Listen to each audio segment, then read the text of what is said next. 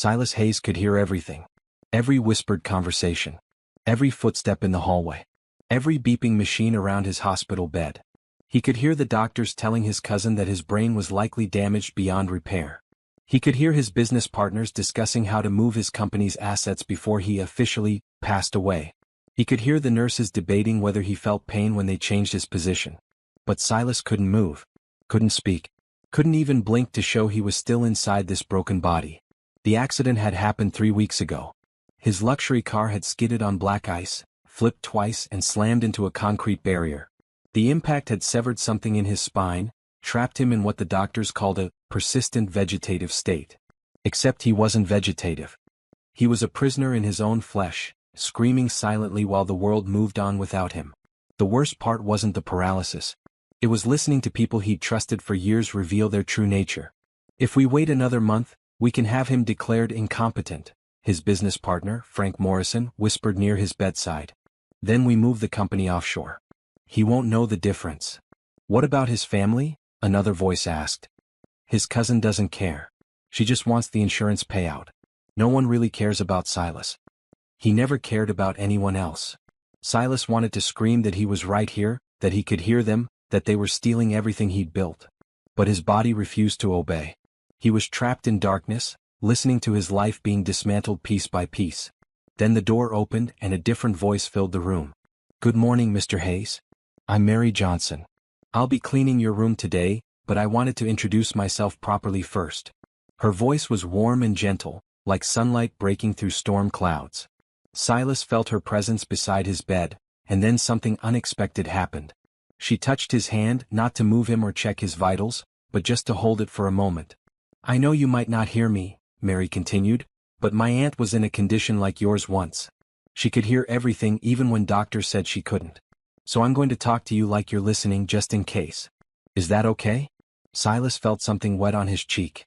A tear. He was crying and he couldn't control it. "Oh," Mary said softly. "Oh, Mr. Hayes. You can hear me, can't you? Have you ever felt invisible, like your voice didn't matter? Have you ever watched people dismiss someone who needed help? If stories about real human connection and second chances matter to you, please subscribe and comment below. Tell me, what would you do if you could hear everything but couldn't respond? Would you give up or would you keep fighting?" The fluorescent lights above Silas Hayes' hospital bed hummed constantly, a sound that had become the soundtrack to his nightmare. 23 days had passed since the accident. 23 days of being awake inside a body that refused to respond.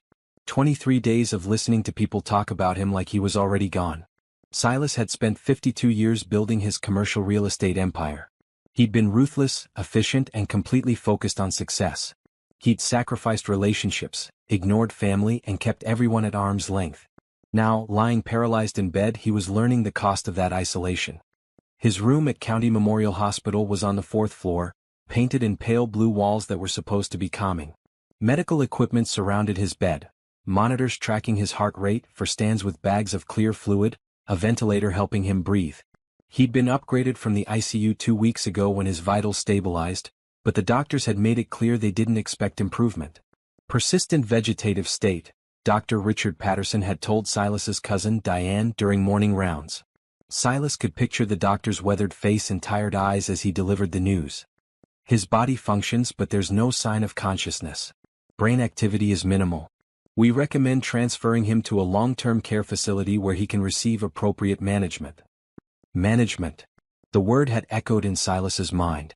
They were talking about warehousing him until his body finally gave up. Diane had barely visited after that first week. His cousin had inherited a small trust from his parents and clearly hoped for more from Silas's estate. She'd signed whatever papers the doctors presented, never questioning, never fighting for him. The business partners were worse. Frank Morrison and Todd Weber had been with Silas for 15 years. They'd built Morrison Weber Hayes properties together, turning small strip malls into a portfolio worth $200 million. Now Frank visited twice a week, always with Todd, always speaking in hushed tones near the door where they thought Silas couldn't hear. "The board meeting is next Tuesday," Todd had whispered yesterday. "If we present the medical evaluations showing he's incapacitated, we can invoke the succession clause." "What about his shares?" "Diane will sign them over for the right price. She doesn't know what they're worth and she needs money now." We offer her $2 million, she thinks she's rich and we get controlling interest. $2 million for shares worth $40 million. Brilliant. They'd laughed. Actually laughed while discussing how to steal his life's work. Silas had tried to move, tried to scream, tried to do anything to show he was aware. Nothing. His body was a tomb and he was buried alive inside it. The nurses were kinder but equally convinced he couldn't hear them. They talked about their personal lives while changing his bedding, discussed their dating problems while adjusting his complained about their schedules while turning him to prevent bedsores. He'd learned more about their lives than he'd ever known about his own employees. Nurse Patricia Chen worked double shifts to pay for her son's college. Nurse Robert Taylor was going through a divorce. Nurse Sandra Kim's mother had dementia, and Sandra was struggling to afford her care. Silas listened to their problems and realized he'd never once asked about the personal lives of people who worked for him. He'd been too busy making money to notice the humans around him. Then one Tuesday afternoon everything changed. The door to his room opened at 2:47 p.m. Silas knew the time because he'd learned to track it by the shift changes and meal deliveries. He expected Patricia or Robert, but instead he heard new footsteps. Lighter. More hesitant. "Good morning, Mr. Hayes. I'm Mary Johnson." Her voice was different from the others. Where the nurses spoke with professional efficiency, Mary's voice carried genuine warmth. She had a slight southern accent, smooth and melodic. "I'll be cleaning your room today," she continued, "but I wanted to introduce myself properly first." Silas felt her approach his bed. Most people walked quickly through his room, efficient and detached. Mary moved slowly, like she was entering a space that mattered. "I know you might not hear me," Mary said closer now, "but my aunt was in a condition like yours once. She could hear everything even when doctors said she couldn't. So I'm going to talk to you like you're listening just in case. Is that okay?" She touched his hand. Not the clinical touch of nurses checking his pulse or adjusting his position, but a gentle, human touch. Like she was greeting a friend. That's when Silas felt it. The tear. It rolled from his eye, down his temple onto the pillow. He was crying. Somehow his body had produced a response. "Oh," Mary said softly, and he heard her breath catch. "Oh, Mr. Hayes. You can hear me, can't you?" She didn't run for the doctors. She didn't start shouting for help. Instead, she squeezed his hand gently and spoke in a calm, steady voice. "It's okay. I see you. I see you're in there." More tears came. 3 weeks of being invisible, of screaming silently into the void, and finally someone saw him. Someone recognized he was still human. "I'm going to talk to the doctors," Mary said, "but first I want you to know something. My aunt, she was trapped like you for 6 months. Everyone said she'd never wake up. But she did. She came back to us. And you know what helped her? People treating her like she was still there. People talking to her, holding her hand, playing her favorite music. So that's what I'm going to do for you, Mr. Hayes. Whether you can hear me or not, I'm going to treat you like the person you are. Okay." Silas couldn't nod. Couldn't speak. But somehow Mary seemed to understand his answer. "Okay then," she said gently. "Let me go get Dr. Patterson. Don't worry. I'm not leaving you alone anymore." She was gone less than 5 minutes, but it felt like hours. Silas could hear her voice in the hallway, insistent but respectful. "Dr. Patterson, I need you to examine Mr. Hayes again. I think he might be conscious." "Mary, I know you mean well, but we've run extensive tests. There's no sign of awareness. He cried when I talked to him. Real tears. Please just look." Dr. Patterson's footsteps approached, heavier and slower than Mary's. Silas heard him enter the room with Mary following. "Mr. Hayes," the doctor said in a clinical tone, "I'm going to perform some tests. If you can hear me, try to show a response." Silas focused every particle of his being on moving something, anything. His finger. His toe. An eyelid. Nothing happened. "Mary, there's no response. Sometimes patients have involuntary reactions. Tears can be automatic, not emotional. But I understand you want to help, but giving false hope isn't kind. Mr. Hayes is in a persistent vegetative state. His body has automatic responses, but there's no consciousness behind them." Silas wanted to scream. He'd finally had someone who believed him, and now the doctor was convincing her she was wrong. But Mary didn't give up. "Dr. Patterson, I respect your expertise. But I'm asking you to try something. My aunt's doctor used a series of questions with specific responses. Can you ask Mr. Hayes to blink once for yes and twice for no?" "Mary, please, just try. What harm can it do?" Dr. Patterson sighed. "Fine. Mr. Hayes, if you can hear me, blink once." Silas focused on his eyelids. He tried before thousands of times, but never with someone actually looking for a response. He imagined the muscles, the nerves, the simple act of closing and opening his eyes. Nothing. Mr. Hayes, blink twice if you can hear me. Still nothing. Silas felt despair crushing him. He'd come so close to being seen and now he was failing the test. I'm sorry, Mary. There's no response. Wait, Mary said. Maybe blinking is too much. Can he squeeze your hand? We've tried that. Try again. Please. Silas felt Dr. Patterson's hand grasp his. Mr. Hayes, if you can hear me, squeeze my hand. Silas poured everything into his right hand. Every thought, every desperate need to communicate, every ounce of his will. For a moment nothing happened. Then, like a dam breaking, he felt the tiniest movement. His index finger twitched. Did you see that? Mary's voice was triumphant. That was a spasm. Patients often have.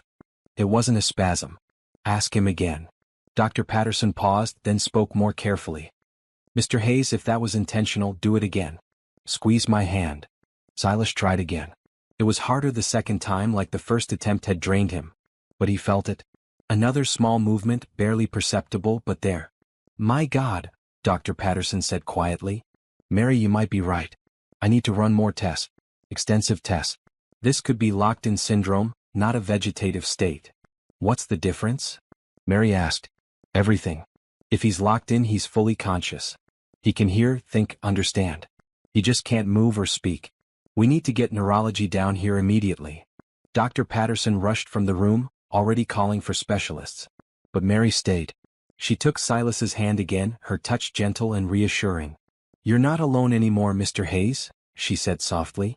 I don't know why I walked into your room today, but I'm glad I did. We're going to figure this out together. I promise you that.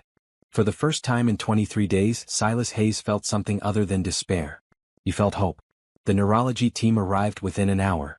Dr. Patterson had called ahead, describing Mary's observations and the finger movements.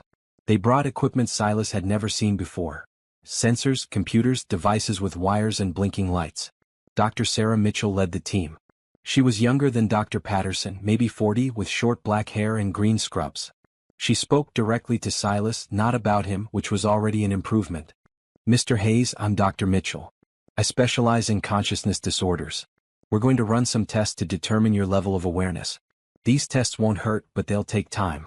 Mary Johnson here has advocated strongly for you, and I'm glad she did. Let's see what we can learn. They spent 3 hours testing him. They asked him to move different body parts, to follow lights with his eyes, to respond to various stimuli. Silas tried with everything he had. By the end, he'd managed to move his right index finger 3 times and his left big toe once. Small victories, but they were evidence. Dr. Mitchell reviewed the results with Dr. Patterson in the hallway, but Silas could hear every word. It's locked-in syndrome, Dr. Mitchell said. Classic presentation. The car accident damaged his ventral pons, disrupting the pathways between his brain and body. But his cognitive functions are intact. He's been conscious this entire time. 3 weeks, Dr. Patterson said, and Silas heard the guilt in his voice. He's been aware for 3 weeks and we missed it. It's notoriously difficult to diagnose. Most cases are missed initially. The important thing is we know now and we can adjust his care accordingly. What's the prognosis? Guarded. Some locked-in patients regain movement over time. Others remain paralyzed but can learn to communicate through eye movements or other methods. We'll start him on aggressive physical therapy and set up assistive technology. The key is treating him like the fully conscious person he is. They came back into the room together. Dr. Mitchell spoke to Silas while Dr. Patterson looked at Mary, who'd waited patiently by the window. Mr. Hayes, you've been through something terrible, and I'm sorry we didn't realize sooner that you were aware. But things are going to change now. We're going to get you equipment to help you communicate. We'll start with an eye-tracking computer, something you can control with eye movements to type out messages. It will take practice, but it works. Do you understand? Silas managed to move his finger once. Yes. Good. We're also going to increase your physical therapy. The brain is adaptable. With work, you might regain some movement. No guarantees, but we're going to try. Are you willing to fight for this? Another finger movement. Yes. Dr. Mitchell smiled. That's what I wanted to hear. Mary, thank you for pushing us to look closer. You may have saved this man's life. Mary stepped forward. Can I stay with him for a while? I know it's not part of my job, but... Stay as long as you like, Dr. Mitchell said. In fact, I'd like you to be part of his care team if you're willing. Patients do better with consistent, caring support, and you've already shown more dedication than most people would. I'd be honored, Mary said simply. After the doctors left, Mary pulled a chair close to Silas's bed and sat down. The afternoon sun came through the window, casting bright light across the room. Silas could sense the warmth even if he couldn't feel it properly. Well, Mary said, I guess we're in this together now. Let me tell you a bit about myself, since you're stuck listening to me. She laughed, a sound that made Silas feel lighter somehow. I'm 34 years old. I've worked at this hospital for 2 years, cleaning rooms, doing whatever needs doing. It's not glamorous work, but it's honest and it pays the bills. Barely. I have a daughter, Ruby. She's 7 years old and the light of my life. Smart as a whip, that girl. Wants to be a veterinarian when she grows up because she loves animals. Mary paused and Silas heard her take a breath. My husband, Jerome, he passed away 3 years ago. Construction accident. He was building a high-rise downtown, and there was an equipment failure. He fell 6 stories. They said he died instantly, that he didn't suffer. I hope that's true. Her voice caught slightly, but she continued. Jerome was a good man. Best man I ever knew. He worked hard, loved his family, always had a smile even when things were tough. We grew up together in South Carolina, got married young, had Ruby right away. Money was always tight, but we were happy. You know what I mean. Silas wanted to tell her he didn't know, that he'd never had that kind of simple happiness. He'd had money, success, properties, but never what she was describing. After Jerome died, I moved up here for work. Better job opportunities, better schools for Ruby. My mama helps when she can, but she's got her own health problems. So it's mostly just me and Ruby figuring things out. Mary stood and walked to the window. I work 2 jobs. Hospital during the day, cleaning offices at night 3 times a week. Ruby stays with our neighbor Mrs. Chen on those nights. She's a sweet old lady, doesn't charge much. Still, it's hard. Some days I'm so tired I can barely stand. But Ruby needs things. School supplies, clothes, food. Childhood doesn't wait for you to get your finances together. She turned back to face Silas's bed. I'm telling you all this because I want you to know you're not just a patient to me. I see you as a person. And I think you need to see me as a person too. Whatever happens with your recovery, we're going to be spending a lot of time together. Might as well be friends, right? Silas moved his finger. Yes. Mary smiled. Good. Now, I need to actually clean this room before my supervisor comes looking for me. But I'll be back tomorrow and we'll talk more. Is that okay? Another finger movement. Yes. Perfect. You rest now, Mr. Hayes. Things are looking up. After Mary left, Silas lay in the quiet room and thought about what she'd said. She'd shared her life with him, the good and the bad, without asking for anything in return. She'd fought for him when no one else had. She'd seen him when everyone else looked past him. In 52 years, Silas had never met anyone quite like Mary Johnson. The next day, Mary arrived at 2 p.m. sharp. She brought a small book with her, a paperback with a worn cover. Good afternoon, Mr. Hayes, she said cheerfully. I brought something for you. My aunt, when she was locked in, she said music and books helped her stay connected. So I thought I'd read to you if that's okay? Finger movement. Yes. I grabbed this from home. It's one of my favorites. Nothing fancy, just a good story. Sometimes we need good stories, don't we? She settled into the chair and began reading. Her voice was perfect for it, expressive and warm, bringing the characters to life. Silas found himself getting lost in the narrative, forgetting for moments at a time that he was paralyzed. They spent an hour like that. When Mary finished the chapter, she closed the book and smiled at him. We'll continue tomorrow. I've got to get back to work, but I wanted you to have something to look forward to. Over the next week, a routine developed. Mary came every afternoon at 2 p.m. She'd spend her break sitting with Silas, sometimes reading, sometimes just talking. She told him about Ruby's school projects, about her favorite recipes, about the small joys and frustrations of her daily life. Ruby got an A on her math test, Mary said on Thursday. She's been struggling with multiplication, but she practiced every night and it paid off. She was so proud. I took her for ice cream to celebrate, even though it meant we'd be eating rice and beans for a few extra days. Some things are worth it. Silas listened and learned what real life looked like. Not board meetings and property acquisitions, but school tests and ice cream celebrations. Not networking events and business deals, but neighbors helping neighbors and families making sacrifices for each other. The eye-tracking computer arrived on Friday. A technician named Kevin spent 2 hours calibrating it, teaching Silas how to move his eyes to select letters and form words. It was exhausting work, but by the end of the session, Silas had typed his first message, "Thank you."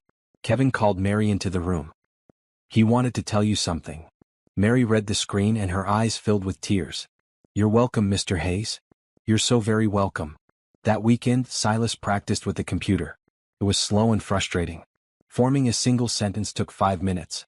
But it was communication. It was connection. It was proof he was still human. On Monday, Mary arrived at her usual time. Silas had been preparing all morning for what he wanted to say. When she sat down, he began typing, his eyes moving deliberately across the virtual keyboard. It took 10 minutes, but finally the words appeared on the screen. "I heard everything. 3 weeks. They want my company. Cousin wants money. They think I don't know." Mary read the message twice, her expression shifting from confusion to understanding to anger. "Oh, Mr. Hayes. I'm so sorry. That's horrible." Silas continued typing. "You saved me. Only one who saw me." "Why?" Mary thought for a moment before answering. "Because my aunt taught me that consciousness isn't always obvious. Because everyone deserves to be seen as human. Because it was the right thing to do."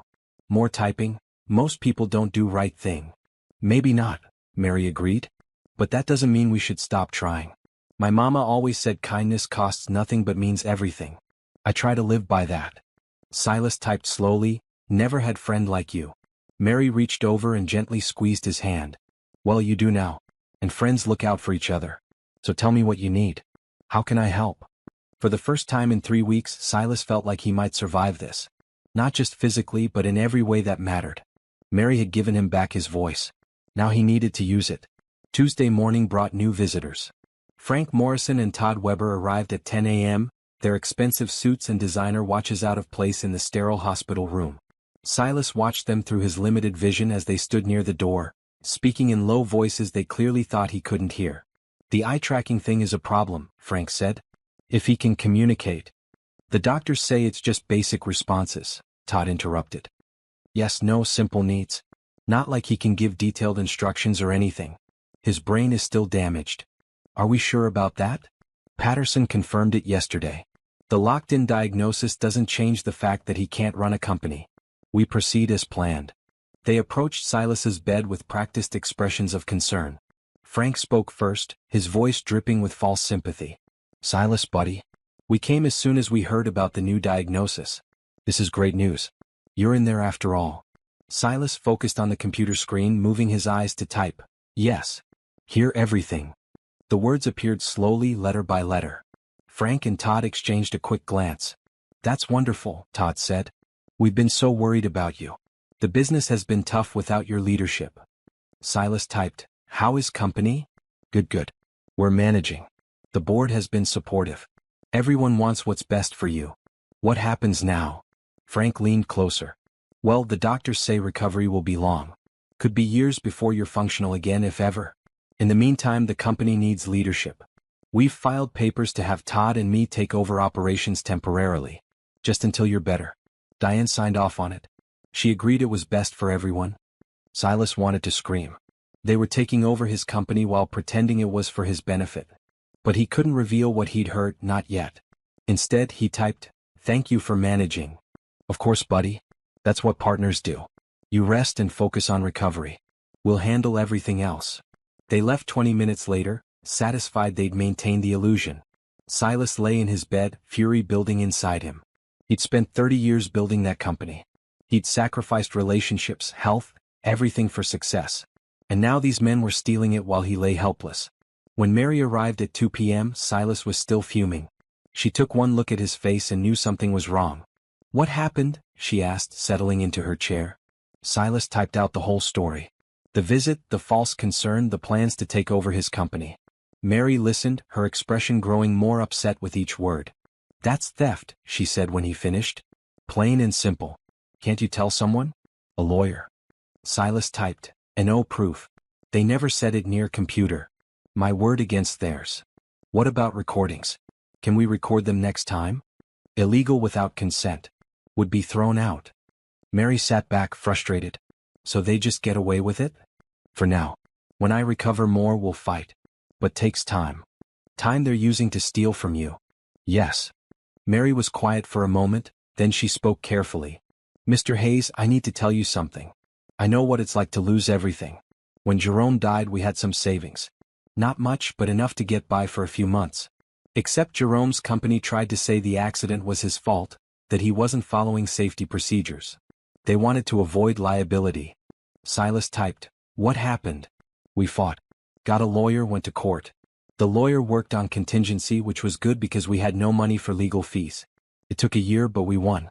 Turned out the company had been cited for safety violations before. They were the negligent ones, not Jerome. Good. The settlement paid for Jerome's funeral and kept us afloat for a while. But the legal fight was hard. I was grieving, trying to take care of a 4-year-old and dealing with lawyers and courts and depositions. There were days I wanted to give up, to just accept whatever they offered and be done with it." "Why didn't you?" Mary met his eyes. "Because Jerome deserved justice. Because Ruby deserved to know her father wasn't careless or reckless. Because sometimes you have to fight even when you're tired, even when it seems impossible. That's what I learned." She reached over and touched his hand gently.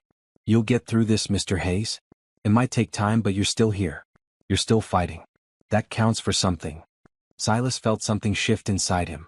Mary had lost her husband, fought a legal battle while grieving, and still managed to maintain her kindness and hope. If she could survive that, he could survive this. "Tell me more about Jerome," he typed. Mary's face softened, the anger about his business partners fading into something gentler. Jerome Washington Johnson. That was his full name. He hated the Washington part, said it made him sound like a founding father. But his mama loved it, so he dealt with it. She smiled at the memory. "We met in high school. I was 15, he was 16. He sat behind me in history class and kept dropping his pencil just to talk to me when I picked it up for him. Took me 3 weeks to realize he was doing it on purpose." Silas typed, "Smooth." "Not really," Mary laughed. "He was terrible at flirting. But he was genuine, you know? He didn't play games or try to act like someone he wasn't. What you saw was what you got with Jerome. I appreciated that." "When did you marry?" "Right after I graduated high school. My mama thought we were too young, and maybe we were. But Jerome had a good job lined up and we were in love. Figured we'd make it work, and we did. Had Ruby a year later and she became the center of our world." Mary pulled out her phone and showed Silas a photo. A beautiful little girl with braids, wearing a bright red dress, grinning at the camera with gap-toothed joy. Behind her stood Mary in a blue blouse, and a tall man in a green shirt with his arms around them both. Jerome had a warm smile and kind eyes. "This was Ruby's 5th birthday," Mary said. 6 months before Jerome died. Look how happy we were." Silas studied the photo. The love between the three of them was obvious, tangible even through the screen. They didn't have expensive clothes or a fancy background. The photo was taken in what looked like a small apartment. But the joy was real. "Jerome worked hard," Mary continued. "Construction paid well, but it was dangerous. He knew the risks. We talked about it sometimes, especially after Ruby was born. He was always careful, always followed safety rules. But you can't control everything." "I'm sorry," Silas typed. "Thank you. It's been 3 years and some days it still feels like yesterday. But Ruby and I, we keep going. We have to. Jerome would want us to live, not just survive. So we make the best of things. We find joy where we can." "How?" "Little things. Ruby's laughter. A good meal. A sunny day. Finishing a book. Helping someone who needs it." She gestured at Silas. "Like this. Being here with you, helping you communicate, it gives me purpose. Makes me feel like I'm doing something that matters." Silas had never thought about meaning in those terms.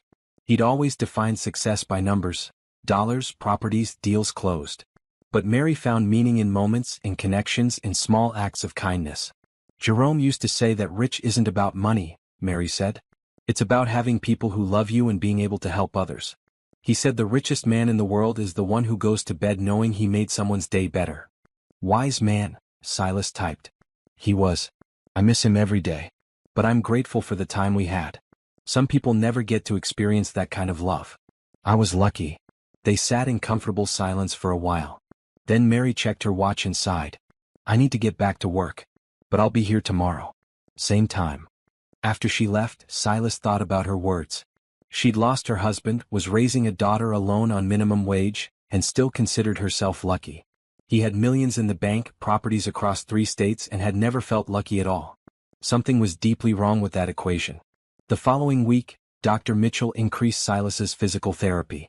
3 times a day, a therapist named Angela worked with him, moving his limbs, trying to stimulate his muscles, testing for responses. It was exhausting and often painful, but Silas pushed through it. Every tiny movement was a victory. By Friday he could wiggle 3 fingers on his right hand and both big toes. Not much, but progress. Angela celebrated each achievement like it was a miracle, her enthusiasm contagious even in Silas's limited state. Mary visited every day during her afternoon break. They developed a routine. She'd read to him for 20 minutes, then they'd talk using his eye-tracking computer. She told him about her day, her daughter, her struggles and small victories. Silas found himself looking forward to 2 p.m. more than he'd ever looked forward to board meetings or property closings. On Tuesday of the following week, Mary appeared at his door at an unusual time, 3:30 p.m. "I hope you don't mind the different schedule today," she said, slightly out of breath. "Mrs. Chin had a doctor's appointment, so I had to bring Ruby with me to work. My supervisor said she could wait in the break room, but Ruby was worried about a friend I've been telling her about. She wanted to meet you. Is that okay?" Silas typed, "Yes. Would like to meet her. She can be a bit much sometimes. 7-year-olds don't really have volume control. But she means well." Mary stepped into the hallway and returned with Ruby. The little girl wore the same red dress from the photo, slightly faded now but clean and pressed. Her hair was styled in neat braids with colorful beads at the ends. She had her mother's warm brown eyes and her late father's bright smile. Ruby walked into the room without fear, her small hands clasped in front of her. She looked at all the medical equipment with curiosity but not alarm, then focused on Silas. "Hi, Mr. Hayes," she said in a clear, confident voice. "I'm Ruby. My mama says you're her friend and that you can't move very much but you can hear everything. Is that true?" Silas typed on his computer, "Yes. Nice to meet you, Ruby." Ruby's eyes went wide as the computer voice spoke his words. "Wow, that's so cool. You can talk with your eyes. Ruby, your dress is pretty." She beamed, doing a little twirl. "Thank you. It's my favorite. It used to be darker red but we've washed it a lot. Mama says good clothes last when you take care of them." Mary pulled up a second chair and Ruby climbed into it, sitting on her knees to be higher. She studied Silas with the open curiosity of a child.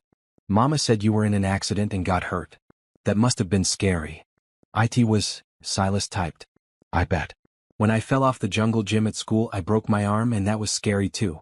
But it healed. The doctor said bones are good at healing." "Are your bones healing?" "Different kind of hurt. But getting better." "That's good. Mama says getting better takes time, but it happens if you keep trying. She's really smart, my mama.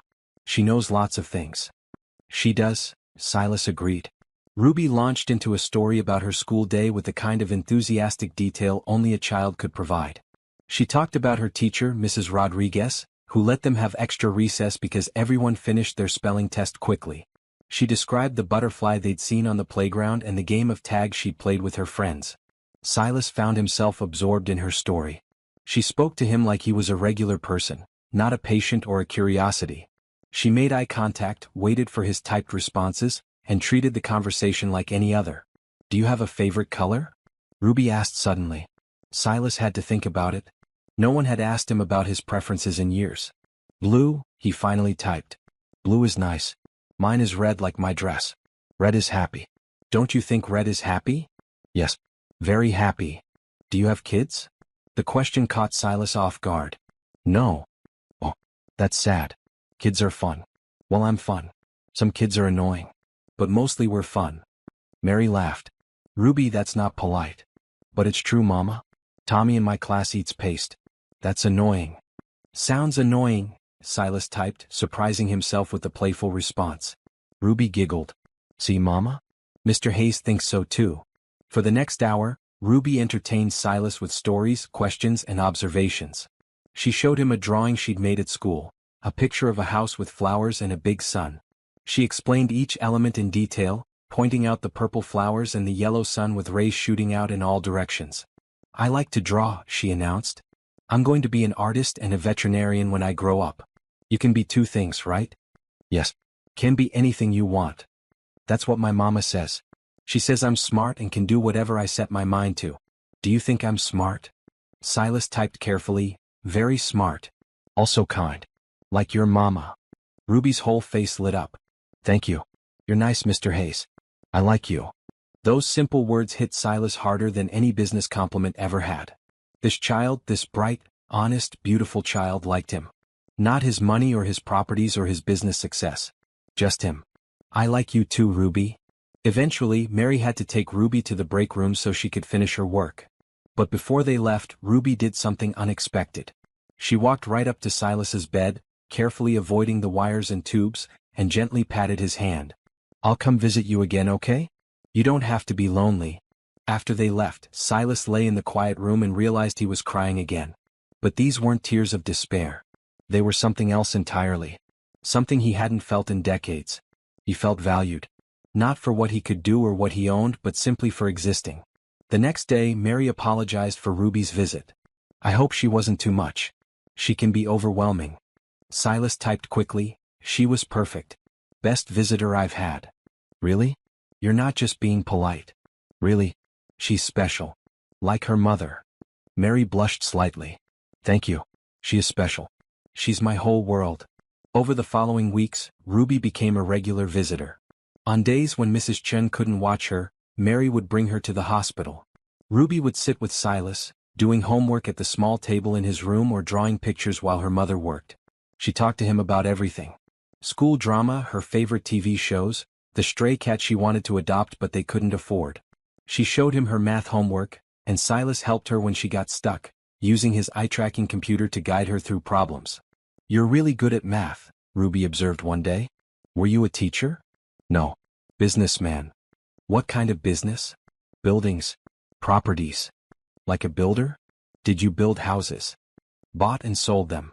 Ruby thought about this. Did you help people find homes? Silas had never thought of it that way. He'd always focused on profits, not the people who lived in his properties. Tried to. That's good. Everyone needs a home. Mama says we're lucky to have our apartment, even though it's small. Some people don't have homes at all. That makes me sad. Me too. If I had a lot of money, I'd buy homes for people who don't have them. Would you? The question was innocent, but it struck deep. Would he? The old Silas, the one before the accident, would have said it wasn't good business. But now, looking at Ruby's earnest face, he found himself typing, yes. Would help people. Good. Because helping people is the most important thing. That's what my daddy used to say. He said we're all connected, and when you help someone, it makes the whole world better. Your daddy was right. Ruby smiled. I miss him a lot. But Mama says he's still with us in our hearts. Do you believe that? Silas had never been religious or particularly spiritual. But watching Ruby's hopeful face, he found himself typing, yes. I believe that. One afternoon, Ruby brought a piece of paper and crayons to Silas's room. She settled at the table and began drawing with intense concentration. What are you making? Mary asked. A surprise. It's a secret. She worked for 30 minutes, tongue poking out slightly as she focused. Finally, she held up the paper triumphantly. It's for Mr. Hayes. The drawing showed 3 figures holding hands. On the left was a woman in a blue dress with dark skin and a big smile. In the middle was a small girl in a red dress with braids. On the right was a man in a bed with lots of equipment around him. Above them, Ruby had drawn a sun with a smiley face. At the bottom, in careful but uneven letters, she'd written, My friends. Do you like it? Ruby asked Silas anxiously. Silas couldn't type fast enough. Love it. Most beautiful picture I've ever seen. Ruby carefully walked over and placed it on the small table beside his bed where he could see it. Now you won't be lonely. You can look at this and remember we're your friends. Mary's eyes filled with tears. That's so sweet, baby. It's true, Mama. We are friends. Friends take care of each other. After they left that evening, Silas stared at the drawing. 3 figures holding hands. A child's simple representation of connection, of belonging, of family. He'd spent 52 years building an empire. But in that moment he would have traded every property, every dollar, every business achievement for what Ruby had drawn. People who cared about him just because he existed. For the first time since the accident, Silas Hayes understood what he'd been missing his entire life. Life developed a rhythm over the next few weeks. Angela continued Silas's physical therapy, celebrating each small victory. He could now move 4 fingers on his right hand, his left thumb, and both feet slightly. Dr. Mitchell was cautiously optimistic, though she warned that full recovery was unlikely. The longer you're locked in, the harder it is to rewire those neural pathways, she explained. But you're showing more progress than most patients. The therapy is working and your determination is remarkable. Silas typed, have reasons to fight. Yes you do. Mary and Ruby, right? They're good for you. Best medicine I've had. Dr. Mitchell smiled. Sometimes the best medicine isn't what we prescribe. Mary continued her daily visits, now bringing Ruby 3 or 4 times a week. Ruby had taken to bringing her homework, spreading it out on the table in Silas's room while Mary worked. She'd chat with him about her assignments, her friends, her dreams. Mrs. Rodriguez says I'm the best reader in the class, Ruby announced proudly one Tuesday. She let me pick the book for story time tomorrow. What will you pick? Silas typed. A story about a girl who saves a magical horse. It's my favorite. Do you like horses? Never thought about it. They're beautiful. And strong. Like Mama. Mama is strong like a horse. Not that she looks like a horse, Ruby added quickly. That would be mean. I mean she's strong inside. Silas glanced at Mary who was organizing his water pitcher and cups. She did look strong but also tired. He'd noticed the dark circles under her eyes, the way she sometimes winced when she thought no one was watching. Mary, are you okay? He typed after Ruby went to use the bathroom. I'm fine. Just tired. Working 2 jobs catches up with you sometimes. 2 jobs is too much. It's what I need to do. Ruby's school costs, our rent, bills. They don't pay themselves. Wish I could help. Mary squeezed his hand gently. You already do. You give me someone to talk to. You listen to Ruby. That's worth more than money. But Silas didn't agree. He had money. Lots of it. Money that was sitting in accounts while Mary worked herself to exhaustion. Money that his business partners were trying to steal while a single mother struggled to pay rent. The injustice of it burned in him. That Friday everything changed. Dr. Patterson entered Silas's room at 9 a.m. with a folder and a serious expression. Behind him walked a woman Silas didn't recognize, wearing an administrator's badge. Mr. Hayes, Dr. Patterson began, this is Linda Martinez from Hospital Administration. We need to discuss your long-term care plan. Linda stepped forward with a practiced smile. Hello, Mr. Hayes. I understand you're communicating now, which is wonderful. However, the hospital needs to make some decisions about your continued care. Silas felt dread pooling in his stomach. What decisions? County Memorial is an acute care facility.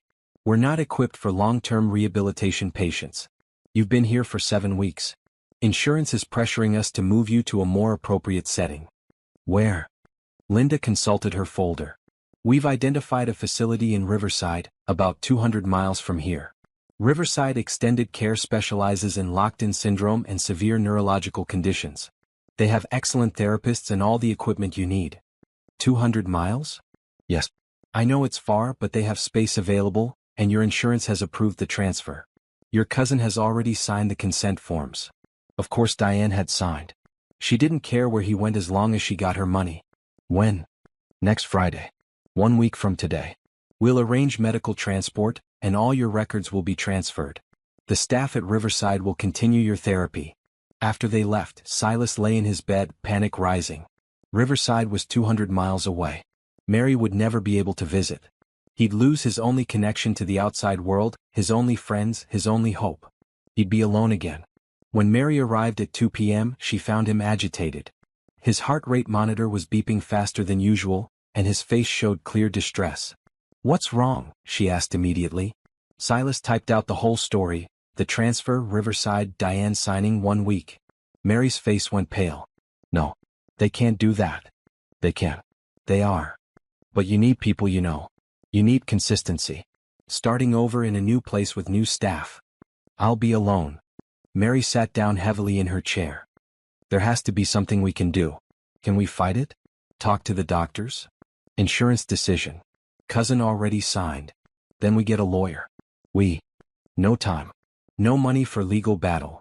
They sat in silence, the weight of the situation settling over them. Finally, Mary spoke quietly. I'll visit. I promise. 200 miles isn't that far. I'll drive up on my days off. Silas typed slowly, you work 7 days a week. Can't afford gas for 400-mile round trip. I'll figure something out. I'm not abandoning you, Mr. Hayes. You're my friend. You have Ruby. Can't neglect her for me. Tears slipped down Mary's cheeks. This isn't fair. You're finally making progress, finally connecting with people, and they're taking that away. Life isn't fair. You know that. I know. But it should be. Just once it should be. Over the next few days, Mary tried everything she could think of. She talked to Dr. Mitchell, Dr. Patterson, and hospital administration. She explained that Silas had support here, that moving him could harm his recovery, that he needed familiar faces. But insurance companies didn't care about emotional bonds. They cared about costs and bed availability and efficiency metrics. By Wednesday, Mary had exhausted all options. She sat in Silas's room with Ruby, all three of them subdued. Are you really leaving? Ruby asked Silas, her voice small. Have to. Not my choice. But who will help you? Who will talk to you? New doctors. New nurses. But they won't know you like we do. They won't know you like Blue, or that you're really good at math, or that you think Tommy eating paste is annoying. Despite everything, Silas almost smiled. True. Ruby climbed out of her chair and walked to his bedside. She looked at him seriously, far too serious for a 7-year-old. I'll miss you, Mr. Hayes. You're my best grown-up friend except for Mama. I'll miss you too. Keep drawing. Keep being smart and kind. I will. Promise. She paused, then added, Can I tell you a secret? Yes. Ruby leaned closer and whispered, though there was no one else in the room to hear. Sometimes when I'm sad about Daddy, I pretend I have another daddy who's watching over me. When you came here, I pretended you were like that. Like someone who cares about me even though you're not my real daddy. Is that weird? Silas's eyes filled with tears. He typed carefully, Not weird. I care about you very much. You're special, Ruby. You're special too. She carefully took his hand, holding it in both of hers. Will you remember me when you're far away? Always. We'll never forget you or your mama. On Thursday, Silas had visitors he didn't want, Frank and Todd. They came bearing more false sympathy and hidden agendas. Sorry to hear about the transfer, Frank said. Riverside is supposed to be good though. Top-notch facility. You'll get excellent care there, Todd added. Better than here, really? Silas typed, We'll miss this place. Sure. But sometimes change is good. Speaking of change, we wanted to update you on the company. The board approved our temporary leadership role. Everything's running smoothly. Don't worry about a thing. Thank you for taking care of it. What else could he say? He was being shipped 200 miles away, losing his only support system, and his business partners were stealing his company. He had no leverage, no power, no options. We'll visit you in Riverside when things settle down, Frank promised, though they both knew he wouldn't. After they left, Silas stared at Ruby's drawing still taped beside his bed. 3 figures holding hands. Friends. Family. Everything he'd never had and was about to lose. That evening, Mary came for what she thought would be her last visit before the transfer. She looked exhausted, her eyes red from crying. I'm not ready to say goodbye, she said simply. Me neither. You changed my life, Mr. Hayes. You gave me purpose when I was just going through the motions. Ruby loves you. But she paused, searching for words. I care about you. A lot. Losing you feels like losing Jerome all over again. Silas began typing, but Mary stopped him. Wait. Let me finish. I need to tell you something. She took a deep breath. When Jerome died, I was angry at God, at the world, at everything. I went through the motions for Ruby, but inside I was empty. Then I started working here, and most days were just about surviving. Paying bills, raising Ruby, getting through. I wasn't living. I was existing. Mary looked directly at Silas. Then I met you. And suddenly I had a reason to care again. Helping you, seeing your progress, watching you connect with Ruby, it reminded me what matters. You did that for me. You saved me just as much as I saved you. Silas typed through his tears. You saved more. Gave me life when I had none. Then we saved each other. Yes. Mary reached into her bag and pulled out a folded piece of paper. Ruby made you something. She wanted you to have it before you left. She unfolded it to reveal another drawing. This one showed Silas in a bed, but he was smiling. Around him were hearts and flowers and a big sun. At the top, Ruby had written, Get better soon, Mr. Hayes. Love, Ruby. She spelled your name wrong, Mary said with a wet laugh. But the sentiment is right. It's perfect. She loves you. I hope you know that. In her way, she thinks of you as family. I think of her as family too. And you. They sat together until visiting hours ended, not talking much, just being present. When Mary finally had to leave, she squeezed Silas's hand one last time. Thank you for being you, Silas Hayes. Thank you for letting us in. After she left, Silas lay in the dark room and faced a hard truth. He couldn't let them go. Mary and Ruby had given him something precious, something he'd never valued until now. They'd given him love. And somehow he had to find a way to keep it. Friday morning arrived too quickly. Silas had barely slept, his mind racing through impossible scenarios. The medical transport was scheduled for 2 p.m. Mary's shift ended at 1 p.m. He'd have 30 minutes to say goodbye, and then she'd be gone from his life. He'd lived 52 years without Mary and Ruby, but now the thought of losing them felt like dying all over again. Dr. Mitchell came by at 8 a.m. for a final check. "You're making good progress, Mr. Hayes. The team at Riverside will continue your therapy. They're really excellent." "Don't want to go," Silas typed bluntly. "I understand. But your insurance won't cover continued acute care here. I've fought as hard as I can, but the decision is final. We'll lose Mary and Ruby." Dr. Mitchell's expression softened. "I know. They've been good for you. But sometimes we can't control circumstances. We just have to adapt." After she left, Silas lay still, staring at the ceiling. Adapt. That's what everyone said. Just accept that life was unfair and move on. But he'd spent 3 weeks listening to people plot against him, unable to respond. He'd spent years building relationships based on money instead of genuine connection. He'd lived half a century in isolation. He was done adapting to a life that didn't honor what mattered. The morning passed slowly. Nurses came and went, preparing him for transfer. They packed his few belongings, disconnected non-essential equipment, updated his charts. Everyone was efficient and professional, treating the transfer as routine. Only Silas knew it was catastrophic. At 12:30 p.m., Mary appeared in the doorway. She wasn't supposed to come this early, but she'd taken an early break. She wore her custodial uniform, the blue shirt with the hospital logo, and carried a small package wrapped in red paper. "I couldn't wait until 1 o'clock, she said simply. "I needed more time with you." She pulled her chair close to his bed and sat down. "Ruby wanted to come say goodbye, but she's at school. She made you this though." Mary handed him the package, then realized he couldn't open it. She carefully unwrapped it for him, revealing a framed version of Ruby's drawing. The one with 3 figures holding hands. Ruby had added more details: flowers around their feet, birds in the sky, a rainbow in the corner. "She spent 3 evenings on this," Mary said. "She wanted it to be perfect. She said you needed something to remember us by." Silas stared at the drawing through blurry vision. "We'll never forget." "I know. But Riverside is far. Life gets busy. People forget." "Not these people. Not you too." Mary smiled sadly. "We won't forget you either. You've become part of our family. Part of our story." She pulled out her phone and showed him photos. Ruby at school, Ruby doing homework, Ruby playing at the park. In several photos, Ruby was holding up drawings she'd made for Mr. Hayes. "She talks about you every day," Mary said. "She tells her friends about you, her teacher, anyone who will listen. She's proud of you, proud of your progress. She believes you'll walk again someday. Hope she's right." "Me too." Mary put her phone away and took Silas's hand. "I need to tell you something, and I need you to hear it completely before you respond." Silas managed the tiniest nod, a movement that had taken weeks to master. "When Jerome died, part of me died too.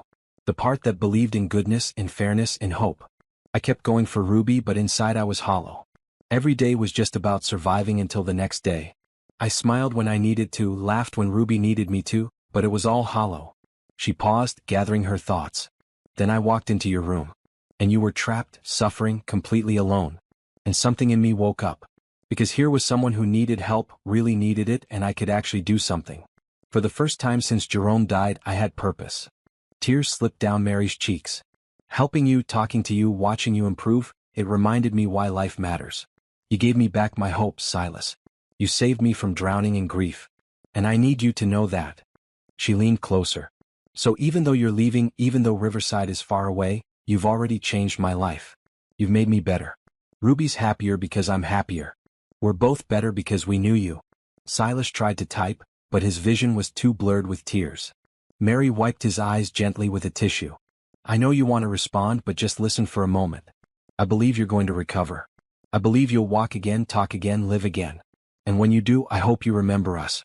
I hope you remember that you matter to people. That you're loved." The word hit Silas like a physical blow. Love. She'd said it so casually, but it echoed in his mind. When was the last time someone had told him they loved him? His parents, maybe decades ago. But since then? Nothing. No one. I need to go, Mary said, her voice breaking. They'll be here for transport soon and I can't watch them take you away. I'm not strong enough for that. She stood, still holding his hand. Thank you for everything, Silas. Thank you for listening to my stories. Thank you for being kind to Ruby. Thank you for letting us matter to you. She leaned down and kissed his forehead gently. Goodbye, friend. Then she turned to leave. And something inside Silas broke. He couldn't let her go. He couldn't go back to being alone. He couldn't lose the only people who'd ever truly seen him as human. He focused every particle of his being on his right hand. The hand Mary had held so many times. The hand that had managed small twitches and movements. He thought about Ruby's drawing, about Mary's tears, about Jerome's wisdom that rich meant having people who loved you. Move. His index finger twitched. Then his middle finger. Then, with effort that felt like lifting a mountain, his entire hand shifted. He managed to grab Mary's wrist. Mary gasped and spun around. Silas. He couldn't let go. His grip was weak, but it was there. He was holding her. Oh my God. Silas, you're moving. You're really moving. She pressed the call button repeatedly. Nurse. I need a nurse now. Patricia Chin rushed in within seconds. What's wrong? Look at his hand. Silas was still gripping Mary's wrist. Patricia's eyes went wide. Mr. Hayes, can you squeeze? He squeezed with everything he had. Again, Patricia demanded. Another squeeze. I'm getting Dr. Mitchell. Patricia ran from the room. Mary sank back into her chair, laughing and crying simultaneously. You're moving. You're really moving. Oh. Why now? Silas managed to release her wrist long enough to type. Couldn't let you go. What? Had to show you.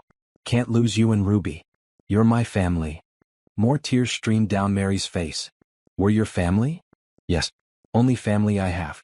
Only family I want. Dr. Mitchell burst into the room with Patricia and Dr. Patterson. Show me, she demanded. Over the next hour they ran tests. Silas could now move his entire right hand, his left hand partially, both feet, and could turn his head slightly. Movement that had seemed impossible that morning was suddenly real. This is extraordinary, Dr. Mitchell said. The biggest breakthrough we've seen. What changed? Motivation, Silas typed. Dr. Patterson called the transport service and canceled. Then he called Diane to inform her of the development. When he got off the phone he looked frustrated. Your cousin is upset about the canceled transfer. She says the decision was already made. Tell her I'm staying here. I already did. She's not happy, but with your improved condition, she doesn't have grounds to force the transfer. After the doctors left, Mary remained in her chair, holding Silas's hand. The hand that had gripped her wrist. The hand that had kept her from leaving. You did that for us? She asked quietly. Did it for me. You and Ruby are my reason to fight. My reason to live. We love you too, Silas. Ruby and I both. We didn't want to lose you either. Silas typed slowly, carefully. Then don't. Stay in my life. Let me stay in yours. Always. For as long as you want. Always. They sat together for another hour, just holding hands, both understanding that something fundamental had shifted. Silas had been a successful businessman who'd lost everything. Now he was a recovering patient who'd found what really mattered. When Mary finally had to return to work, she promised to bring Ruby that evening. She's going to flip out when she hears you moved your hand. She's been praying for that every night. After she left, Silas stared at his right hand. He opened and closed his fingers slowly, marveling at the movement. It wasn't much. He still couldn't walk, couldn't sit up, couldn't do most things people took for granted. But he could hold hands. He could grip Mary's wrist. He could show physically what he'd learned to feel emotionally. That connection mattered more than anything else. That evening, Ruby rushed into his room with Mary close behind. Mama says you can move your hand now. Can I see? Can I see? Silas held up his right hand and waved at her. Ruby's eyes went huge and then she started jumping up and down. You did it? You really did it? I told Mama you would get better. I told her. She carefully took his hand in both of hers. This is the best day ever. You're going to get all better now. I just know it. Working on it, Silas typed with his other hand, having learned to use both hands independently now. Good. Because we need you here. You're part of our family, remember? Like my drawing shows. Mary picked up the framed drawing from the table and held it where Silas could see it clearly. 3 figures holding hands. That's us, Ruby said firmly. That's our family. Right, Mr. Hayes? Silas looked at Ruby's earnest face, at Mary's hopeful expression. at the drawing depicting a bond he'd never known he needed. He thought about his business partners stealing his company, his cousin hoping he'd die, the decades he'd spent accumulating wealth while starving for connection. And he knew exactly what to say. Right. That's our family. The next 3 weeks brought rapid improvements. Whatever had unlocked in Silas's brain when he gripped Mary's wrist seemed to have opened floodgates. His movement increased daily. By the end of the first week, he could move both arms fully, though they were weak and uncoordinated. By the second week, he could partially sit up with assistance. By the third week, he could grip objects, feed himself with help, and turn pages in a book. Dr. Mitchell was astounded. This isn't typical progression. Most locked-in patients who recover do so gradually over years, if at all. You're recovering in weeks. Determined, Silas typed, though his hand movements were still easier than speaking. His vocal cords remained paralyzed, a frustrating barrier but progress nonetheless. Angela, his physical therapist, increased his sessions to 4 times daily. She worked his muscles, taught him coordination exercises, celebrated each milestone. When he managed to lift a cup of water to his mouth, she actually cheered. 2 months ago you couldn't move a finger, she said. Now you're drinking on your own. That's incredible, Mr. Hayes. Mary and Ruby visited every day. Ruby brought schoolwork, drawings, and endless stories. She'd appointed herself Silas's personal cheerleader, encouraging every movement, every effort, every small victory. Try to touch your nose, she'd say, demonstrating. Like this. You can do it. Silas would attempt the motion, his hands shaking and uncoordinated. Sometimes he'd miss by inches. But Ruby never showed disappointment. Almost. Try again. You're getting better every day. Her faith was absolute, unshakable. She believed he would fully recover because in her 7-year-old worldview, good people who tried hard always won in the end. Silas wished the adult world worked that way. Mary brought him books to read now that he could turn pages. She'd sit beside his bed during her breaks, both of them reading in comfortable silence. Sometimes she'd share passages from her book, or he'd type out something interesting from his. Listen to this, Mary said one afternoon, reading from a novel. True wealth isn't measured in gold but in the people who stand beside you when gold runs out. She looked at Silas. Jerome used to say something similar. Funny how different people come to the same truths. Smart people, Silas typed. Or people who learned hard lessons. Both. 3 weeks after his breakthrough, Dr. Mitchell brought news. I've consulted with the neurology team. Your recovery is progressing beyond anything we expected. We think you might regain speech with intensive therapy. It won't be quick or easy, but there's potential. Hope surged through Silas. To speak again. To tell Mary and Ruby in his own voice how much they meant to him. Start now, he typed. Absolutely. I'm bringing in our best speech therapist, Catherine Williams. She's worked with locked-in patients before. Catherine arrived the next day, a woman in her 60s with gray hair and kind eyes. She spent an hour assessing Silas's capabilities. Your vocal cords aren't permanently damaged, she concluded. The neural pathways are disrupted, but with work we can potentially rebuild them. It will take months of daily practice. We'll do whatever it takes. Good. Because it's going to be frustrating. You'll make sounds before you make words. You'll struggle with things toddlers do easily. But if you're committed, we'll get there. They started immediately. For the first week, Silas couldn't produce any intentional sounds. His throat made random noises, grunts and groans he couldn't control. It was humiliating. But Ruby didn't care. You made a sound, she'd exclaim each time. That's progress. Keep going. By the second week, he managed a single syllable, ah. Ruby jumped up and down. You did it. You made a word sound. Do it again. Ah. Yes. This is the best thing ever. Mary hugged him carefully, mindful of his still fragile condition. I'm so proud of you, Silas. So incredibly proud. Her words meant more than any business award ever had. During the 4th week of his accelerated recovery, Silas had unexpected visitors. Frank and Todd returned, clearly alarmed by reports of his improvement. They found him sitting partially upright in bed, working on a tablet that Angela had set up for him. His movements were still slow and shaky, but he was functional. Silas, Frank said, his false smile strained. This is amazing. We heard you were improving, but this is beyond what anyone expected. Better every day, Silas typed on his tablet. That's wonderful. Really wonderful. So, have the doctors said when you might be able to return to work? The company misses your leadership. Silas studied his former business partners. He'd been planning this conversation for weeks, waiting until he could communicate more effectively. Heard you, he typed slowly. In the beginning. Heard everything you said. Frank's face paled. What do you mean? Heard you planning to steal my company. Heard every word. Todd stepped forward. Now, Silas, you were unconscious. Whatever you think you heard. Not unconscious. Locked in. Aware of everything. He paused, then typed more. You said no one cared about me. That I never cared about anyone. You were planning to move assets offshore. To have me declared incompetent. Frank and Todd exchanged panicked glances. That's crazy talk, Frank said. The accident obviously affected your memory. We never said anything like that.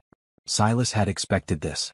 He typed carefully, Tuesday, March 15th, 11:30 a.m. You said, if we wait another month, we can have him declared incompetent. Then we move the company offshore. Todd asked about my family. You said, his cousin doesn't care. She just wants the insurance payout. No one really cares about Silas. He never cared about anyone else. The color drained completely from Frank's face. That's. Todd started but couldn't finish. Then on April 2nd, you discussed offering Diane $2 million for shares worth $40 million. Called it brilliant. Frank recovered slightly. Even if you heard something, you can't prove anything. It's your word against ours. And you've been through trauma. Any lawyer would argue your memories are unreliable. True, Silas typed. Can't prove it. But don't need to. What does that mean? Means I'm taking back my company. Calling board meeting. Removing you both. You can leave quietly or we can make it public. Your choice. You can't do that, Todd said. We have contracts. Rights. Read your contracts. I can terminate for cause. Attempting to steal company assets is cause. But you can't prove. Don't need to prove in court. Just need to convince board. And I've had weeks to plan what I'll say. How I'll explain your behavior. Your visits. Your eagerness to move me to Riverside. The board will believe me. It was a bluff mostly. Silas didn't know if he could win a board fight in his current condition. But Frank and Todd didn't know that. This is insane, Frank said. After everything we've done for the company? You mean after everything you tried to steal? Leave now. I'll have lawyers contact you with buyout terms. Take the offer or fight me. Your choice. Frank and Todd left without another word. Silas knew it wasn't over. They'd fight back, hire lawyers, try to discredit him. But he'd drawn a line. He was done being a victim. When Mary arrived that afternoon, Silas told her everything. She listened with growing anger. Those men are horrible. After everything you built, they just tried to take it. Happens all the time in business. Usually to people who can't fight back. But you can fight back now. Yes, because of you. You gave me reason to come back. Mary squeezed his hand. We'll help you however we can. I don't know much about business, but I know about fighting for what's right. Don't need business help. Need what you already give. Friendship. Purpose. You have that. Always. That evening, Ruby arrived with a new drawing. This one showed Silas standing up, holding hands with her and Mary. Above them, she'd written, "When Mr. Hayes gets better." I drew the future, Ruby explained. Because you're going to walk again. The doctors don't know for sure, but I do. You're going to walk and we're going to hold hands for real, not just in bed. Silas took the drawing with shaking hands. We'll try. For you. Not just for me. For you too. You need to get better so you can do all the things you want to do. What do I want to do? Ruby thought seriously. I don't know. What do you want to do? Silas considered the question. 2 months ago he would have said grow the company, make more money, acquire more properties. But now. He typed slowly, help people. Like your mama helps people. Like you help me. That's a good thing to want, Ruby said approvingly. Helping is the best thing. After they left, Silas stared at Ruby's drawing. The future. A future where he stood on his own feet, where he could walk beside the people he loved. It seemed impossible. But 2 months ago, moving a finger had seemed impossible. Speaking had seemed impossible. Caring about anyone had seemed impossible. Now all of those things were happening. Maybe Ruby was right. Maybe the future she'd drawn was possible too. 6 weeks after gripping Mary's wrist, Silas could sit up unassisted. 7 weeks in, he could stand for brief periods with a walker. 8 weeks brought his first shaky steps, Angela holding his arm while he shuffled forward. 3 steps, she counted. That's 3 more than yesterday. His speech was returning too. He could form simple words now, though his voice was rough and weak from months of disuse. Good, he'd managed to say when Catherine praised his progress. The word had come out slurred, but it was recognizable. Ruby had cried happy tears. I heard you talk. You really talked. Yes, Silas had replied, the single syllable taking enormous effort. But the hardest work wasn't physical. It was legal and financial. Silas had called his personal lawyer, Gerald Matthews, the same day he'd confronted Frank and Todd. Gerald had been with him for 15 years and was one of the few people Silas trusted completely. Gerald, Silas had typed during their first call, his speech not yet recovered enough for phone conversations. Need you here. Important. Gerald had arrived within hours. After hearing the full story, he'd gotten to work immediately. Frank and Todd are going to fight, Gerald warned. They've already hired Bennett and Associates. They're claiming you're not mentally competent to make business decisions. Expected that. We'll need medical evaluations proving your cognitive function is intact. Dr. Mitchell already provided preliminary reports, but we'll need comprehensive testing. Whatever it takes. Over the next 2 weeks, Silas underwent batteries of cognitive tests. Memory, reasoning, decision-making, emotional regulation. Every aspect of his mental function was examined and documented. The results were unequivocal. Silas Hayes was fully competent. Your cognitive function is actually above average, the psychologist reported. The locked-in syndrome affected motor function, not mental capacity. You're sharp as ever. Armed with medical evidence, Gerald moved forward. He called a board meeting for Morrison Weber Hayes Properties, carefully timing it for when Silas would be strong enough to attend via video conference. The meeting was scheduled for May 15th, 3 months after Silas's accident. Mary helped him prepare. She brought a nice shirt from his apartment, helped him practice sitting upright for extended periods, and listened as he rehearsed what he needed to say.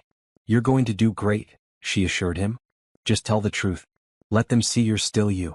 The day of the meeting, Angela and Catherine helped position Silas in a comfortable chair with good lighting. Gerald set up the video conference in his hospital room, angling the camera to show Silas clearly. At 2 p.m. the board meeting began. The screen showed 12 faces, the board members of Morrison Weber Hayes Properties. Some Silas knew well, others he'd only met a few times. Frank and Todd sat at the table, confident expressions on their faces. Gerald spoke first. Thank you all for attending. As you know, Mr. Hayes has requested this meeting to address his role in the company moving forward. Mr. Hayes, would you like to begin? Silas cleared his throat. His speech had improved significantly, but long sentences were still challenging. He decided to type the complex parts and speak only the most important phrases. He began with typed words. Thank you for coming. As you can see, I am recovering from my accident. My mind is clear. My cognitive function is intact.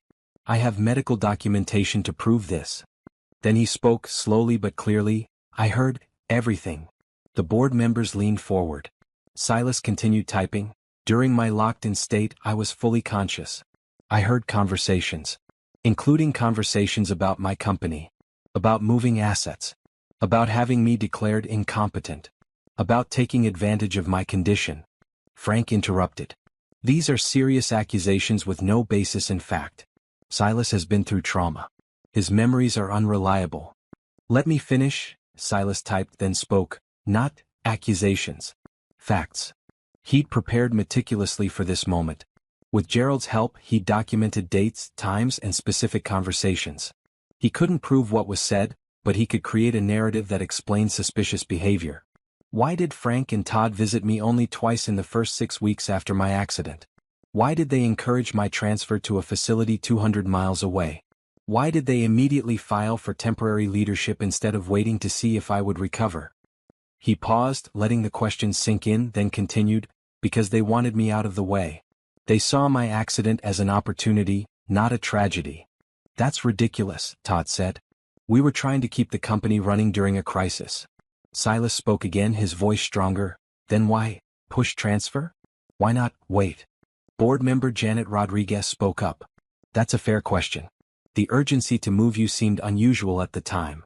Another board member, Michael Kim, added, and the timing of the leadership papers. They were filed within 2 weeks of your accident, before doctors had established a long-term prognosis. Frank's confident expression faltered slightly. Gerald took over. Mr. Hayes isn't asking for immediate action. He's simply requesting that the board carefully review the temporary leadership arrangement. He's providing evidence of his competence and requesting to be restored to his position as CEO. He can't even walk, Todd protested. How can he run a company? Roosevelt couldn't walk, Silas typed. Still led a nation. Several board members smiled at that. Modern technology allows remote work, Gerald added. Mr. Hayes can communicate effectively via computer and his speech is improving daily. He's fully capable of making strategic decisions. The debate continued for 2 hours. Frank and Todd fought hard, arguing that Silas wasn't ready, that the company needed stable leadership, that change now would be disruptive. But the medical evidence was clear. And the board members, many of whom had known Silas for years, could see he was himself again. Finally, Janet called for a vote. All in favor of restoring Silas Hayes to his position as CEO, with Frank Morrison and Todd Weber returning to their previous roles as partners? 8 hands went up. Only Frank, Todd, and 2 board members who'd always been allied with them voted against. Motion passes, Janet declared. Silas, welcome back. Silas felt relief wash over him. He typed, "Thank you for your trust. I won't disappoint you." After the meeting ended, Gerald grinned. "You did it. The company is yours again." But Silas felt hollow victory. He'd won back his business, but so what? The company had never made him happy. It had never given him purpose or meaning. Mary and Ruby had done that, which gave him an idea. Over the next week, as he continued physical therapy and speech practice, Silas worked with Gerald on a new project. Something that mattered more than commercial real estate ever had. He called Mary into his room one afternoon and asked her to sit down. "I have idea," he said, his speech clear enough now for simple sentences. "Need your input." "What kind of idea?" He pulled up documents on his tablet, turning it so Mary could see. "Starting foundation. 4 families." Mary read the proposal, her eyes widening. "The Johnson Foundation? Named after you and Ruby. After Jerome." The foundation's mission was simple: provide financial support and resources to families caring for loved ones with serious illnesses or disabilities. It would cover expenses that insurance didn't. Transportation to hospitals, childcare during treatments, loss of income when someone had to stop working to provide care. This is... Mary couldn't find words. What you needed when Jerome died. What you need now, working 2 jobs. "Silas, this is incredible. But why name it after us?" "Because you saved me. Because Jerome's wisdom changed me. Because Ruby showed me what matters." Tears streamed down Mary's face. "I don't know what to say."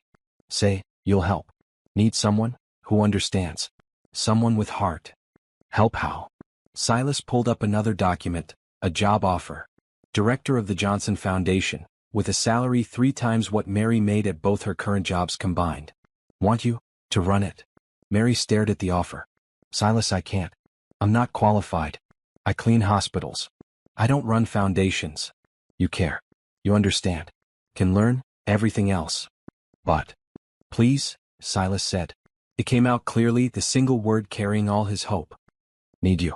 Foundation needs you." Mary read through the job description. The salary would mean she could quit both current jobs. She could spend more time with Ruby. She could afford better housing, better schools, a better life. But more than that, she could help people. People like her, who'd lost someone they loved and were struggling to survive. "If I do this," Mary said slowly, "I do it right. I learn everything. I work hard. I don't want this to be charity." "Not charity. You earned this. You saved my life. Now help me save others." Mary looked at him for a long moment, then smiled. "Okay. Yes. I'll do it. Thank you." She hugged him carefully, mindful of his still recovering body. "Thank you for seeing me as capable of this. Always knew you were capable. Just took time for you to see it too." That evening, when Ruby arrived, Mary told her the news. Ruby's reaction was exactly what Silas expected. "Mama's going to run a whole foundation? That's so cool. And it's named after us? After Daddy?" "Yes, baby. Mr. Hayes wanted to honor your daddy's memory by helping other families." Ruby turned to Silas with serious eyes. "Thank you for remembering my daddy. And for helping Mama. You're the best, Mr. Hayes." "Call me Silas," he said. He'd been practicing saying his name, wanting Ruby to use it. Friends use first names. "Okay, Silas." Ruby tested the name, then grinned. "I like it. Silas is a good name." Over the next month, Silas and Mary worked together to establish the foundation. Gerald handled the legal aspects while Silas provided funding. Mary researched best practices, connected with other charitable organizations, and began building a network of support. Dr. Mitchell agreed to serve on the medical advisory board. Angela joined as well, excited about helping families access good therapy. Even Catherine got involved, offering to train family members in communication techniques for locked-in patients. "This is going to help so many people," Dr. Mitchell said. "You're doing something really important, Silas." "Doing what?" "I should have done years ago. Helping people." By the end of June, 3 months after his breakthrough, Silas could walk with a cane. His speech was nearly normal, though he still slurred slightly when tired. His right hand had full function, his left was about 80%. He'd also moved out of the hospital into a rehabilitation facility where he could live somewhat independently while continuing therapy. The Johnson Foundation officially launched on July 1st with a small ceremony.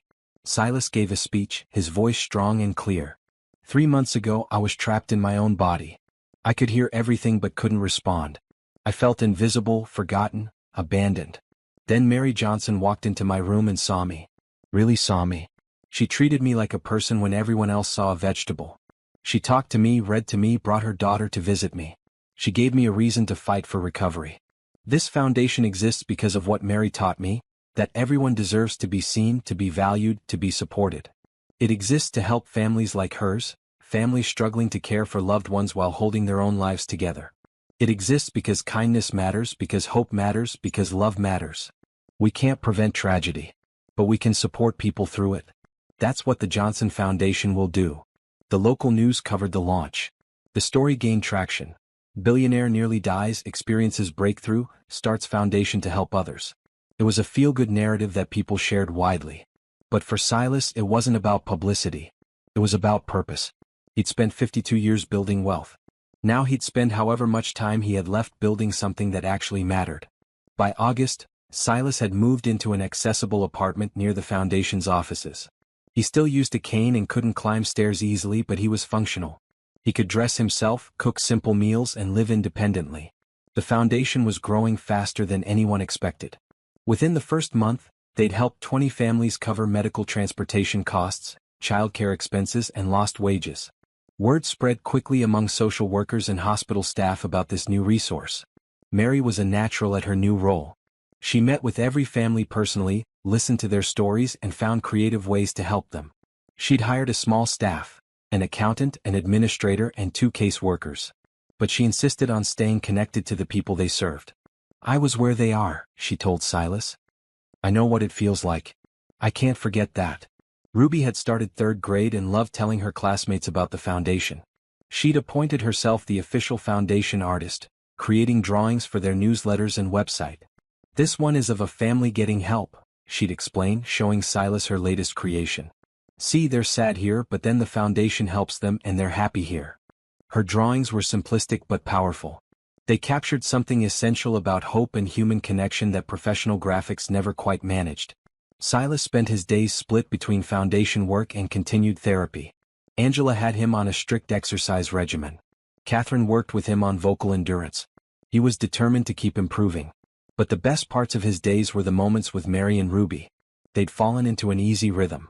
Mary would often stop by his apartment after work, bringing dinner that she and Ruby had prepared. They'd eat together, talking about their days, making plans for the foundation, or simply enjoying comfortable silence. Ruby would do homework at Silas's kitchen table, asking for help with math problems or practicing spelling words. She claimed the 2nd bedroom as her office, where she worked on foundation drawings and her own art projects. "Is it okay if I leave some supplies here?" she'd asked. "Then I won't have to carry everything back and forth." "Of course," Silas had said. "This is your space too." On weekends they'd do things together. Go to the park, though Silas couldn't run around like Ruby wanted. Visit museums, where Silas could navigate with his cane. See movies, where sitting was easy and everyone was equal in the dark. It felt like family. Not the biological family Silas had grown up with, distant and cold and focused on achievement. But chosen family. People who cared about each other not from obligation but from genuine affection. One Saturday in September they were at the park. Ruby was on the swings while Mary and Silas sat on a nearby bench. "She talks about you all the time at school," Mary said. Her teacher mentioned it at parent-teacher conference. Apparently Ruby wrote a whole essay about my friend Silas and how you started a foundation after being paralyzed. What did the teacher say? That Ruby has a kind heart and sees the good in people. That she's empathetic beyond her years. Mary paused. She got that from Jerome. He was always seeing the best in everyone. You do that too. That's where she learned it. Maybe. I try. Mary watched Ruby swing higher. Can I ask you something personal? Anything. Do you ever regret it? The accident, the whole experience? I know it was horrible, but it also changed your life completely. Silas thought carefully before answering. The accident itself? Yes. I wouldn't wish that on anyone. The locked-in state was torture. But what came after? He gestured toward Ruby, toward Mary, toward the life he now had. No. I don't regret finding this. Even though you lost your mobility, your company for a while, months of your life? I didn't lose months of my life. I found life. For the first time. He turned to face Mary. Before the accident, I was successful but empty. I had money and properties and business achievements. But I was alone. I had no real connections, no purpose beyond accumulation. I was living but not alive. And now I know what matters. I have people I care about who care about me. I have work that helps others. I have Ruby's drawings on my refrigerator and your voice on my voicemail and reasons to wake up every morning beyond checking stock portfolios. Mary's eyes glistened. You changed our lives too. Ruby has stability now. I'm not exhausted all the time. We can afford things we never could before. But more than that, we have you. She thinks of you as family, you know. She told her teacher you're like an uncle. I think of her as family too. And you. They sat in comfortable silence, watching Ruby play. She'd moved from the swings to the slide, waving at them each time she reached the top before sliding down with her arms up in the air. Jerome would have liked you, Mary said suddenly. He always said real strength wasn't about muscles or toughness. It was about getting back up after being knocked down. About caring even when it's hard. You've done that. I learned it from you. And from Ruby. From Jerome's wisdom that you shared. Maybe we all learned from each other. In October, the foundation held its first major fundraising event. Mary had organized it with help from the new staff. It was a simple dinner with speakers sharing their stories about how the foundation had helped them. Silas gave a speech about his journey. He talked about being locked in, about Mary's kindness, about Ruby's faith in him, about Jerome's philosophy that rich meant having people who loved you. I was a billionaire who felt poor, he said. Now I'm less wealthy on paper but richer in every way that counts. The event raised $200,000, far exceeding their goal. But more importantly, it connected them with other donors, volunteers, and families who needed help. One couple approached Silas afterward. The husband was in a wheelchair, recently paralyzed in an accident similar to Silas's. Your story gives me hope, the man said. 6 months ago I wanted to die. But hearing how you recovered, seeing what you've built, it makes me think recovery is possible. His wife added, tears in her eyes, and the foundation helped us when we had no one else. You paid for childcare so I could work. You covered transportation to his therapy appointments. We wouldn't have made it without you. Silas felt something he'd never experienced in 30 years of business. True satisfaction. Not the empty achievement of closing a deal, but the deep fulfillment of making a real difference. That night, after the event, Mary, Ruby, and Silas went back to his apartment. Ruby was exhausted and fell asleep on the couch while Mary and Silas talked in the kitchen. Today was perfect, Mary said. Everything we hoped for and more. Couldn't have done it without you. You made this real. We made it real. Together. She looked toward the living room where Ruby slept. She's going to be out for the night. I should get her home. Stay, Silas said impulsively. Both of you. The guest room is ready. No point driving home this late when you'll just be back here for brunch tomorrow anyway. Mary hesitated, then smiled. Okay. But only if you let me make breakfast. You need someone to make sure you eat more than toast and coffee. Deal. They carried Ruby to the guest room, tucking her in without waking her. Mary looked around the room, which had slowly accumulated Ruby's things. Art supplies, books, a stuffed animal she'd left behind. This feels like home, Mary said quietly. Is that weird? No. Feels like home to me too. Over the following weeks, they spent more and more time at Silas's apartment. Mary and Ruby would come over after work and school. They'd have dinner together, do homework, watch movies, just exist in each other's company. Ruby's office filled with more supplies. Mary started leaving work clothes in the guest room closet. Slowly, organically, without any formal discussion, they were becoming a household. In November, Silas asked Mary to sit down for a serious conversation. "I want to make something official," he said. "Something I should have done months ago." Mary looked nervous. "What's that?" "I want to set up a trust for Ruby. For her education, her future. She shouldn't have to worry about college costs or being able to follow her dreams." "Silas, you don't have to." "I want to. She's family. Family takes care of each other." Mary wiped tears from her eyes. "That's incredibly generous. But I need you to understand something. Ruby and we don't care about your money. We loved you when we thought you'd never recover. We'd love you if you lost everything tomorrow. The money, the foundation, all of it, that's wonderful. But it's not why we're here." "I know. That's why I want to do this. Because you don't want it. Because you care about me for me. Always have. Always will." The trust was established the following week. Enough to cover Ruby's entire education, undergraduate through professional school if she chose, plus a nest egg for her future. When Mary told Ruby, the little girl was quiet for a long moment. Then she said, "Does this mean Silas really is family? Like officially?" "He's always been family, baby. This just makes it more formal." "Good. Because I want him to be my family forever." That Thanksgiving they spent the holiday together. Mary cooked, Silas helped where he could with his still recovering motor skills, and Ruby set the table with elaborate care. They said grace before the meal. Ruby had insisted. "Thank you for this food," Ruby said, holding hands with Mary and Silas around the table. "Thank you for Mama and Silas. Thank you for the foundation helping people. Thank you for Daddy watching over us from heaven. And thank you that Silas got better and came into our lives. Amen." "Amen," Mary and Silas echoed. As they ate, Silas looked around the table at his chosen family. Mary, who'd seen him when he was invisible. Ruby, who'd believed in him when belief seemed foolish. Jerome's wisdom, present in every decision they made. He'd lost 3 months of his life to paralysis. But in losing that, he'd found everything that actually mattered.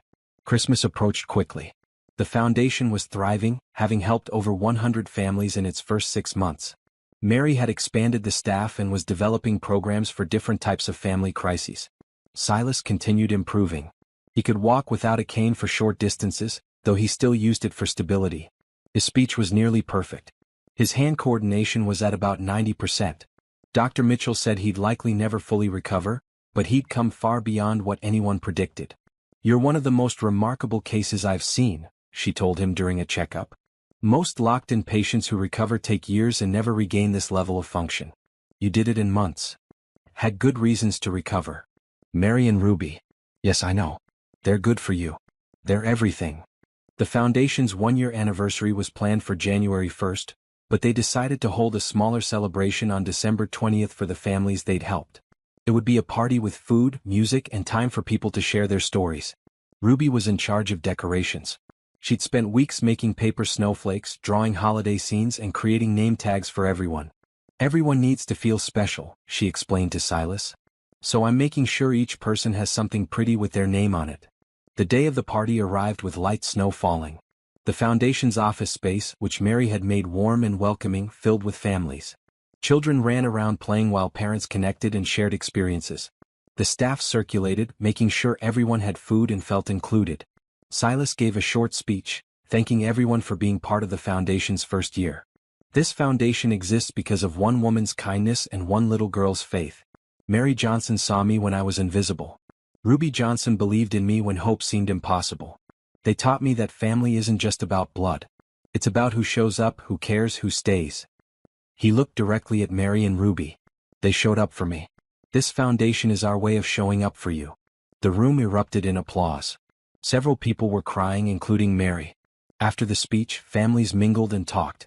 Silas watched Ruby moving through the crowd, making sure kids had enough cookies, helping younger children with their coats, chatting with everyone. She'd grown so much in the past year. Not just taller, though she'd shot up several inches, but more confident, more assured in her kindness. She'd learned from watching her mother run the foundation that helping people was important work. Near the end of the party, Ruby disappeared for a few minutes. When she returned, she was carrying a wrapped package, large and flat. "Silas," she called out, "can everyone be quiet for a minute? I have something important." The room quieted. Ruby walked to where Silas was standing and held up the package. I made you something. Well, I've been working on it all year. Mama helped with the frame, but the rest is mine. She handed him the package. Silas carefully unwrapped it, his hands still a bit shaky with fine motor tasks. Inside was a drawing, professionally framed. The drawing showed 3 figures standing together, holding hands. But this wasn't like Ruby's earlier simple drawings. This one was detailed, colored carefully with background elements and thought-out composition. On the left was Mary, wearing her blue foundation director's blazer. In the middle was Ruby in her red dress, now drawn at her current height rather than her 7-year-old size. On the right was Silas, standing tall with his cane, wearing a green shirt. Behind them was the foundation building. Around them were other figures, other families, connected by thin lines that showed how they were all linked together. At the top, Ruby had written in her improved handwriting, "Family isn't always blood. Sometimes it's who shows up and stays." At the bottom was a dedication, "For Silas Hayes who showed up for us. Love, Ruby and Mary." Silas couldn't speak. Tears streamed down his face as he stared at the drawing. It captured everything he'd learned this year, everything that mattered, everything he'd almost missed by being too focused on business and money. Ruby looked worried. "Do you like it? I wanted to show how we're all family now. Not just us 3 but everyone the foundation helps. We're all connected." Silas managed to get words out through his tears. "It's perfect. It's the most beautiful thing I've ever seen." Mary stepped forward, putting her arm around Ruby. "She's been planning this for months. She wanted to capture what you've built here. What we've built together. This is..." Silas couldn't finish. He just held the drawing carefully like it was the most precious thing in the world. Because it was. The party continued around them, but Silas stood still, holding Ruby's drawing. He thought about the man he'd been a year ago. Successful, wealthy, alone. He'd had everything money could buy and nothing that actually mattered. That man had died in the car accident on that icy road. The man who'd emerged, the one standing here now, was different. He'd been locked inside his own body, forced to listen as people dismissed him, discounted him, tried to steal from him. He'd felt more helpless and alone than ever before. But then Mary had walked into his room and seen him. She treated him like a person when everyone else saw a problem. She'd shared her life, her stories, her daughter. She'd believed in his recovery when belief seemed foolish. She'd fought for him when he couldn't fight for himself. And Ruby. Beautiful, bright, kind Ruby. She talked to him like a friend, drawn pictures for him, believed absolutely that he would get better. She'd seen him as family before he understood what family meant. Together they'd saved him. Not just from physical paralysis, but from a life of emotional isolation. They'd shown him what actually mattered: connection, kindness, purpose, love. Later that evening, after the party ended and they were cleaning up, Mary found Silas sitting quietly, still holding Ruby's framed drawing. "You okay?" she asked gently. "More than okay. I'm happy. Really truly happy. For maybe the first time in my life." Mary sat beside him. "You've earned that happiness. Look at what you've built. This foundation has changed lives. We've built. You, me, Ruby. All of us together. Together. Yes. That's the secret, isn't it? Nothing we did was possible alone. But together we could do anything." Silas looked at the drawing again. The 3 of them holding hands, connected to all the other families, all part of one big web of support and care. "I need to tell you something," he said. "Something I should have said months ago." "What's that?" "I love you. Both of you. You're my family. The only family that's ever really mattered."